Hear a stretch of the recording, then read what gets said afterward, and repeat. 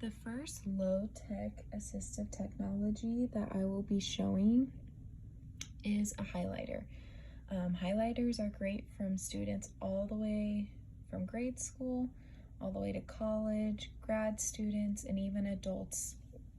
They use those every day in their jobs and workforce. My example is going to be grade school. At the grade school level, with highlighters, they can be used for students who have trouble picking out difficult words for them or comprehending words, being able to have the teacher say, I need you to go in and circle the word the. That can be very challenging for them because they cannot pick out those words to see. So you can do little activities for them. So the one that I am showing is you write out a sentence, you highlight the word that you want them to find, and you go over to the side and also say how many is in this sentence. So I went and did a few sentences. You could do this even with a book that you're reading in the class. You could print off a page with the text and go in and highlight.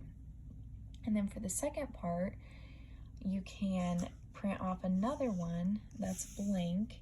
If you're doing sentences, you have the sentences again, and you will only have just like this down here with the sentence, and then they are going to go and try to find the word. So you can have the words on the board. I wouldn't do more than 5 different words for them to be able to pick out, or you could just have one specific word that you're wanting to them to do. If you wanted them to find the word to, do a few sentences, say, okay, write what word you need to find, and then they can go and highlight those words, the word to or whatever it is, and then they are reading it, they are comprehending what they need to find, and they should also be able to pronounce it correctly. So highlighters are a great way for students who are struggling reading and finding those specific even sight words to be able to. This is a really great tool for them to be able to use. So, and it doesn't matter what color. If you want them to be more interactive, I would even have them pick out the color. For our next assistive technology in the classroom is going to be a little fidget toy. The fidget toy that I have picked out is a little skateboard. They can flip it on their desk, play with the wheels, just have it in their hand. This is great for students with ADHD or autism who have trouble sitting for periods of time, listening. They get distracted really easily. And so this is a great tool for them to just have in their hand that's quiet, and it improves their attention span. And they are actually able to learn better if they have something that they are doing and they are still able to comprehend what this teacher is saying, or even if another student is giving a presentation, they can do this on their desk, they can flip it, they can hold it in their hand, and it's quiet to where it's not disturbing everybody else, but it is actually helping them be able to learn and get as much information and the best possible learning.